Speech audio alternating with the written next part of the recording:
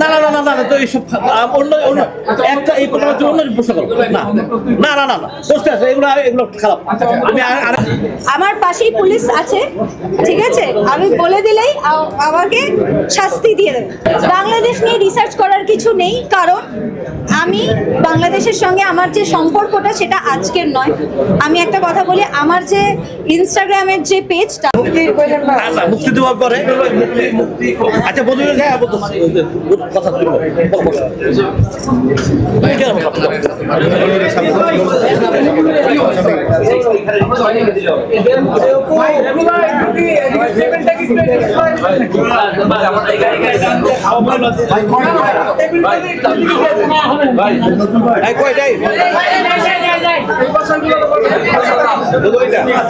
বাংলাদেশে এসে কেমন লাগছে? কলকাতার জনপ্রিয় পাখি থেকে গুলশানের চামেলি, এই অনুভূতিটা কেমন এবং বাংলাদেশে এসে আপনার যে এত ফ্যান ফলোয়ার এটা দেখে আপনার অনুভূতি?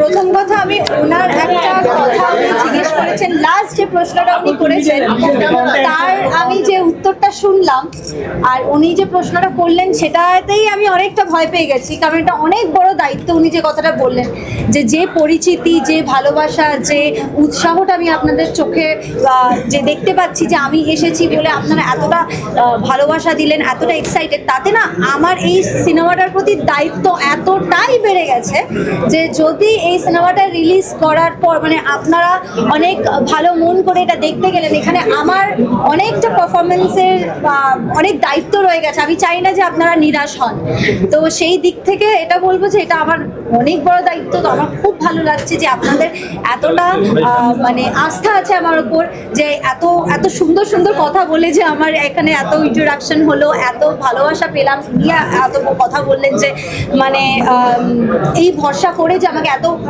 গুলশানের চামেলির চরিত্রটা অনেকটা কঠিন, ঠিক আছে, কারণ আমি এরকম ধরনের কাজ করিনি বা এই যেরকম ভাবে চরিত্রটাকে এক্সিকিউট করা হচ্ছে মানে ভালো আর খারাপের মাঝখানে খুব সূক্ষ্ম লাইন আছে। সো সেইটা এদিক থেকে ওদিক হলে অনেক কিছু হয়ে যেতে পারে, সো সেই দিক থেকে গল্প বলাটাও চেঞ্জ হয়ে যেতে পারে। তো আমি বলবো এটা অনেক বড় দায়িত্ব আমার কাছে। থ্যাংক ইউ সো মাচ যে আমার প্রথম ছবি, বাংলাদেশের এই প্রথম ছবিটা আমি এরকম বড় একটা গুরু দায়িত্ব নিয়ে নেমেছি, আর আশা করি আপনাদের সবাইকে আমি একটা বিষয় সেটা হচ্ছে 141 স্ট্রিট আফটার দ্যাট, মানে তার আগে মধুমিতা হচ্ছে বোঝনা সে বোঝনা, এবার গুলশানের চামেলি। তো আপনার গল্পগুলো আমরা একটা বেশ ভিন্নতা পাই, এগুলো কি নিচে থেকে চুজ করেন এই ধরনের গল্প? আমি শুরু থেকে হয়তো মানে একটু যখনই আমার কাছে কোনো গল্প আসে আমি সবার আগে পরিচালককে জিজ্ঞেস করি যে আমার করার কি আছে, মানে আমার রোলটায় কতটা কি আছে, সো সেইটা আমার একটা ইন্টারেস্ট। তো সেই জায়গা থেকে দাঁড়িয়ে ভগবানের আশীর্বাদে আমি কখনো এরকম হয়নি যে বাধ্য হয়ে কিছু বা কোনো একটা চরিত্র পছন্দ হচ্ছে না সেই দিকে যেতে হচ্ছে বা এরকম কিছু। সো আমি এটা বলবো আমার চরিত্র যেগুলো বাঁচি সেখানে আমি অনেক কিছু করার থাকলে বাঁচি, তো আমি আলাদা করে বলবো না যে আমি খুব স্ট্র্যাটেজি করে চলেছি। তো সেই সুবাদে কি হয়েছে, এতগুলো বছর ধরে অভিনয় করছি, তো মানে 15-17 বছর আমার হয়ে গেছে। সো এই একটা ইমেজ হয়ে গেছে যে মধুমিতাকে যদি বলি তাহলে একটা মানে তার একটা বড় চরিত্র দিতেই হবে, মানে এরকম একটা ব্যাপার আছে। তো সেখান থেকে এখন যা যা গল্প আসে সেখান থেকে আমি বাঁচতে পারি যে কোন গল্পে আমি নতুন কিছু করতে পারবো যেটা এতগুলো বছরে করি। বাংলাদেশে পা দিয়ে মধুমিতা কি তার জনপ্রিয়তা টের পাচ্ছে কিনা? আমি প্রচন্ড টের পাচ্ছি, আপনাদের সবার এত ভালোবাসা মানে পাচ্ছি, তাতে আমার একটু ভয়ই লাগছে যে আমি কি কাজ করবো কে জানে।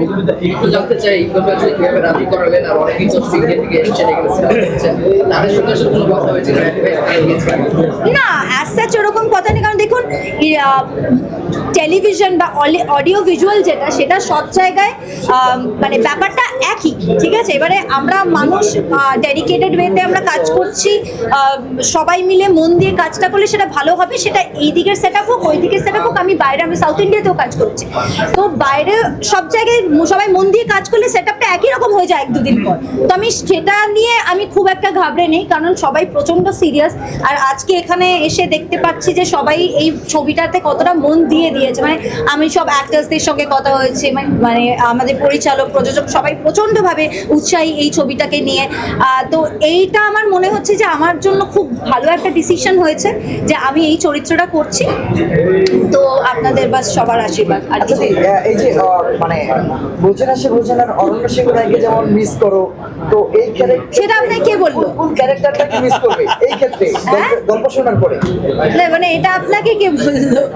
কিন্তু বলতে খবর তো আসে। আমার কথা হচ্ছে যে এই চরিত্রের, মানে আপনার প্রশ্নটা আমি ঠিক মানে বুঝতে বিষয় পারলাম। হচ্ছে যে বোঝে না সে বোঝে না যে অরণ্য সিংহ রায় চরিত্র ছিল, সেই চরিত্রটা যেমন একটা রিমার্কেবল বা সবাই এখনো সবাই মিস করে, করো না, হ্যাঁ, Yes, সবাই করে। exactly, exactly. হ্যাঁ, হ্যাঁ, হ্যাঁ। তো এইখানে এই গুলশানের চামেলিতে কোন ক্যারেক্টারটা মিস করবে এরপরে এটা শেষ হবে? এটা যদি আমি এখন বলে দিই, আমার পাশেই পুলিশ আছে, ঠিক আছে, আমি বলে দিলেই আমাকে শাস্তি দিয়ে দেবে।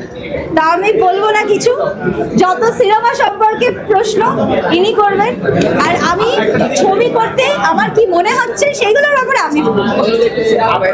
বাংলাদেশে আসছে, সেই জায়গায় আসলে মানুষটা কি রিসেপশন করেছে, মানুষটা বাংলাদেশ নিয়ে রিসার্চ করার কিছু নেই, কারণ আমি বাংলাদেশের সঙ্গে আমার যে সম্পর্কটা সেটা আজকের নয়। আমি একটা কথা বলি, আমার যে ইনস্টাগ্রামের যে পেজটা সেটা এখানেরই আমার একজন শুভাকাঙ্ক্ষী করে দেয়। আমি জানিও না যে আমার ইনস্টাগ্রামে তখন অলরেডি 123K ফলোয়ার আছে, সেই পেজ কে চালাচ্ছে কি চালাচ্ছে, একদিন হঠাৎ করে আমাকে একজন যাকে আমি খুব খুব পছন্দ করি এখান থেকেই আমার শুভাকাঙ্ক্ষী বলে, দিদি এটা হচ্ছে তোমার অ্যাকাউন্ট, এটা হচ্ছে তোমার পাসওয়ার্ড, এটা আমি এতদিন চালাচ্ছিলাম, এবার এটাকে তুমি চালাও। সো আমি এই রকম ভালোবাসা বাংলাদেশ থেকে পেয়েছি।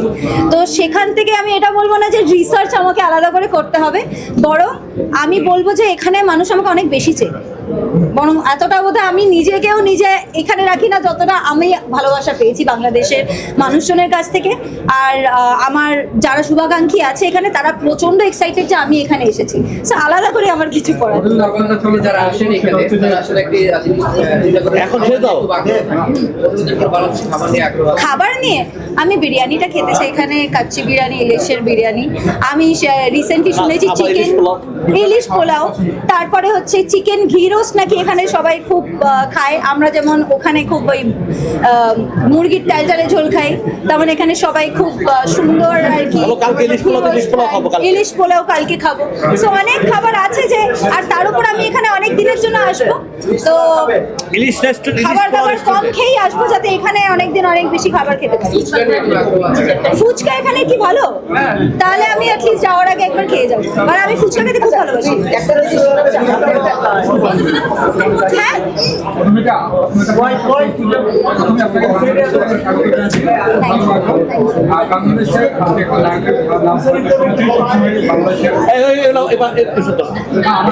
না না না না না তো এইসব অন্য একটা এই প্রশ্ন অন্য প্রশ্ন করো না না না না না প্রশ্ন আছে, এগুলো খারাপ। আমি আরেকজন বলবো না, এই আবার শুধু গুলশানের চাউলে নিয়ে কথা বলবো, অন্য কোনো প্রশ্ন না। এই সিনেমাটায় যুক্ত হওয়াটা কিভাবে হলো, আপনার কেমন পছন্দ হলো, সুপার ভাইকে কেন আপনি মানে হ্যাক করলেন? এগুলো আচ্ছা, তো যখন আমার কাছে প্রথম এই ছবির জন্য যোগাযোগ করা হলো, তো তখন প্রথমে যখন গুলশানের চামেলি নামটা শুনেছিলাম, তখন আমার মনে হয়েছিল যে আমার চরিত্রটা কিরকম হবে, কারণ নামটা শুনে মনে হচ্ছে খুবই মানে কি বলবো, খুবই এজি ক্যারেক্টারটা নাকি খুবই আমি কিছু করতে পারবো বা আমার কমফর্ট জোনের বাইরের হবে চরিত্রটা। তো যখন উনি আমাকে গল্পটা পাঠালেন, আমি যখন পড়লাম, তখন আমার এই চরিত্রটা জার্নিটা এমন লেগেছে আমি বরং ভাবলাম যে এই জিনিসটা তো আমি করিনি, এরকম ভাবে তো আমি করিনি। তারপরে আমি ওনার সঙ্গে যখন কথা বললাম যে এই সিনগুলো কিভাবে ভাবছেন, ওই সিনগুলো কিভাবে ভাবছেন, ওনার ন্যারেটিভটা শুনে আমার এত ভালো লাগলো, মনে হলো যে না, এই ছবিটাই আমার বাংলাদেশে আসার সূত্র হওয়া উচিত। মধুমিতা, বাংলাদেশের আতিথেয়তা কেমন লাগছে এবং এখন পর্যন্ত বাংলাদেশে এসে কোথায় কোথায় ঘোরা হলো, কি কি করলেন একটু যদি সংক্ষেপে? আমি এসেছি ত্রিপুরা হয়ে, তো আমি প্রায় 5-6 ঘন্টা ধরে বাই রোড এসেছি। তো আমি অনেকটা বাংলাদেশের মানে ল্যান্ডস্কেপ দেখে নিয়েছি। আমার মানে কি বলবো, আপনাদের শুনে ভালো লাগবে কিনা জানি না, আমার আলাদা লাগেনি, তার কারণ হচ্ছে আমি ওপারেও একই রকমের ল্যান্ডস্কেপ দেখি। তো আমার মনে হচ্ছে ঘরেই আছি, তো সেই একটা ব্যাপার। আর একটা জিনিস হচ্ছে বাংলাদেশের মানুষজনের যে আতিথেয়তা, আন্তরিকতা, আর মানুষকে আপন করে নেওয়ার যে একটা দক্ষতা আছে, সেটাকে নিয়ে আমি খুশি, বা আমি খুব মানে লাকি মনে করছি যে আমি এতটা ভালোবাসা এই জায়গা থেকে পাচ্ছি।